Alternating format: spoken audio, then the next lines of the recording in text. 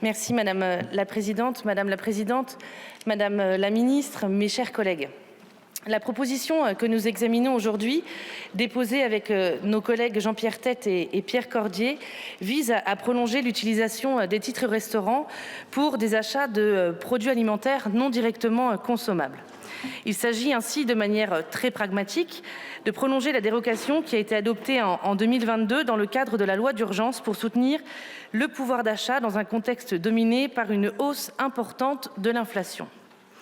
Entré en vigueur le 1er octobre 2022, en même temps que le relèvement de 19 à 25 € du plafond journalier de paiement, ce dispositif devait arriver à échéance le 31 décembre 2023. La mesure a ensuite été reconduite l'an dernier pour arriver à échéance au 31 décembre de cette année. Cette dérogation avait alors fait l'objet de débats importants à l'occasion desquels est apparue la forte attente d'une réforme plus globale des titres restaurants promise depuis 2019 par les précédents gouvernements et qui n'est aujourd'hui pas aboutie. C'est la raison pour laquelle nous sommes aujourd'hui de nouveau confrontés à cette question qui se trouve au carrefour des enjeux à la fois de pouvoir d'achat, mais aussi du nécessaire soutien que nous devons à nos artisans et à nos commerçants du secteur de la restauration. Si les débats en commission ont parfois été vifs, ils ont à l'évidence fait apparaître un certain nombre de divergences de vues sur le sujet, mais ils ont également démontré que nous pouvions aussi nous retrouver sur certains points. D'une part, admettons qu'il serait sans doute difficilement compréhensible pour les 5,4 millions de salariés qui bénéficient de titres restaurants de ne plus pouvoir soudainement les utiliser pour faire leurs courses à compter du 1er janvier. Car tel est bien l'enjeu aujourd'hui de nos débats. Permettre aux salariés de pouvoir continuer à confectionner leurs repas à partir du 1er janvier avec le titre restaurant. Bien que l'inflation ait quelque peu ralenti ces derniers mois, le niveau des prix à la consommation reste à un niveau élevé et pèse toujours sur le pouvoir d'achat des ménages. Dans ce contexte, l'usage des titres restaurants apporte une contribution non négligeable dans la consommation de produits alimentaires. Attribués par plus de 180 000 entreprises, les titres sont utilisés auprès de 235 000 commerçants agréés auprès de la Commission nationale des titres restaurants. Au niveau macroéconomique, le marché des titres restaurants représentait au premier semestre de l'année 2024 un chiffre d'affaires de près de 10 milliards d'euros. L'utilisation des titres restaurants connaît une croissance continue en raison notamment d'une ouverture progressive du champ de produits pouvant être payés au moyen des titres restaurants et concomitamment du relèvement du plafond journalier. D'autre part, plusieurs voix se sont élevées en commission pour dire qu'il n'est pas convenable que le Parlement soit amené à débattre de la prolongation du dispositif introduit en 2022 tous les ans. Et à ce titre-là, je rejoins mes collègues.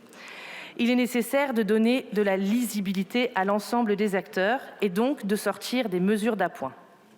C'est la raison pour laquelle nous avons, avec les collègues, initié ce dispositif d'équilibre.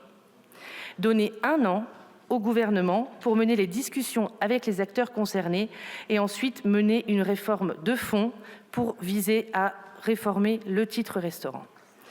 À ce titre, Madame la Ministre, vous porterez très certainement à notre connaissance les pistes de travail que vous comptez mettre en œuvre dans les prochains mois. Raison pour laquelle je suis en désaccord avec le texte issu de la Commission qui a instauré la pérennisation d'un dispositif provisoire sans réforme de fond, pourtant maintes et maintes fois évoqué par le passé. Comme son nom l'indique, le titre restaurant permet en principe aux salariés de s'acquitter de tout ou partie du prix d'un repas consommé au restaurant. Or, force est de constater qu'effectivement, c'est de moins en moins le cas. Depuis 2022, les parts de marché de la restauration et des commerces de bouche n'ont cessé de reculer au profit de la grande distribution.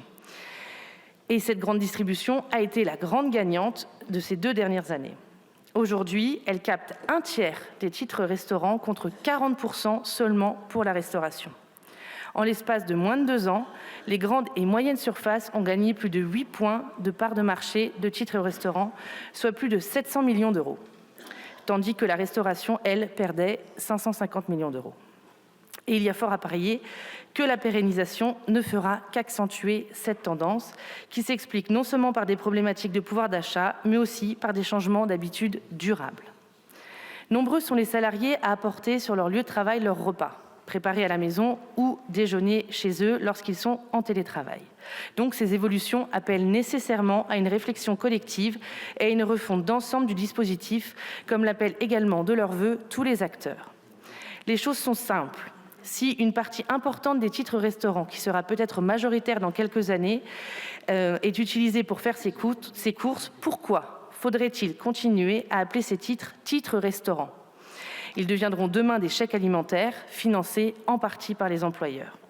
Si telle est l'idée d'aider les salariés à subvenir à leurs besoins alimentaires, y compris les dimanches et les jours fériés, le titre restaurant est-il l'instrument le plus adapté ? Je crois que la réponse se trouve déjà en réalité dans la question.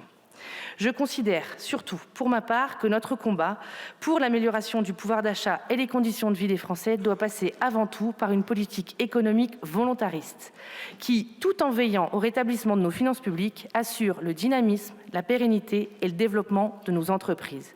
Oui, je n'ai pas peur de le dire, il faut que nous acceptions de baisser les charges et les taxes qui pèsent sur les salaires pour enfin laisser respirer les salariés et les entrepreneurs et leur permettre d'augmenter les salaires.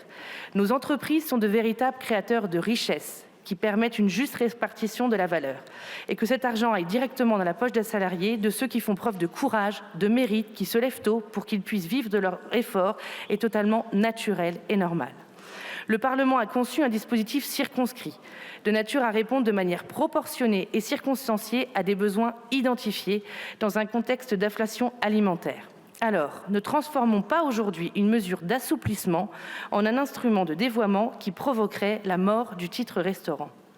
L'objet initial était, sous toutes ses formes, de contribuer à une prise en charge partielle des dépenses des salariés pour leur pause déjeuner dans les entreprises qui ne fournissent pas ou qui ne peuvent offrir une solution de restauration collective. Du reste, les titres restaurants participent d'un écosystème qui irrigue l'économie de nos territoires, avec la place essentielle qu'occupent depuis toujours dans ce dispositif les restaurants, l'hôtellerie-restauration et les commerces de bouche. Il nous faut donc envisager une refonte profonde et durable du dispositif qui conduirait à adapter l'usage des titres restaurants au changement de notre société. Aussi, je défendrai à nouveau le rétablissement du texte tel que déposé initialement, la prolongation d'1 an jusqu'au 31 décembre 2025, tout en restant attentive aux initiatives qui seront prises par le gouvernement pour permettre de faire aboutir les sujets évoqués par tous les acteurs et les partenaires sociaux. Je considère qu'il ne faudra non plus pas se priver d'ouvrir une réflexion d'ensemble sur les usages, mais également sur les bénéficiaires. De la même manière que l'esprit de 2 propositions de loi que j'ai portées à l'Assemblée nationale pour œuvrer à la création d'un titre restaurant étudiant, il faudra veiller à la situation de plusieurs milliers d'étudiants qui sont sans solution de restauration Crous. Je parle de ces étudiants qui vivent dans ce que l'on appelle les zones blanches, c'est-à-dire des zones éloignées des sites de restauration pouvant permettre l'accès au tarif social étudiant. C'est la raison pour laquelle je travaille, parallèlement à l'examen de ce texte, du texte aujourd'hui en débat, avec le ministère de l'Enseignement supérieur pour qu'il soit apporté très rapidement des pistes concrètes de solutions pour tout simplement une question d'équité. En conclusion, il ne faut pas se tromper de combat aujourd'hui. L'enjeu est de conserver la possibilité pour des millions de salariés de bénéficier d'un outil utile à la défense du pouvoir d'achat, qui viendra à expiration le 31 décembre, sans pour autant remettre en cause l'essence même du titre restaurant. Au-delà des appréciations diverses qui peuvent entourer le texte, les calendriers d'examen est une évidence qui s'impose. Il faudra, pour renouveler le dispositif en vigueur jusqu'au 31 décembre prochain, faire que l'Assemblée nationale et le Sénat votent de manière conforme la proposition de loi. Nous disposons pour cela de très peu de temps. Je pense que nous ferions œuvre utile si nous jetions dès aujourd'hui, sans renoncer à nos positions respectives sur le devenir à long terme des titres restaurants, les bases d'un accord programmatique qui est une mesure ciblée et très attendue, sans préjuger de l'avenir. Je vous remercie de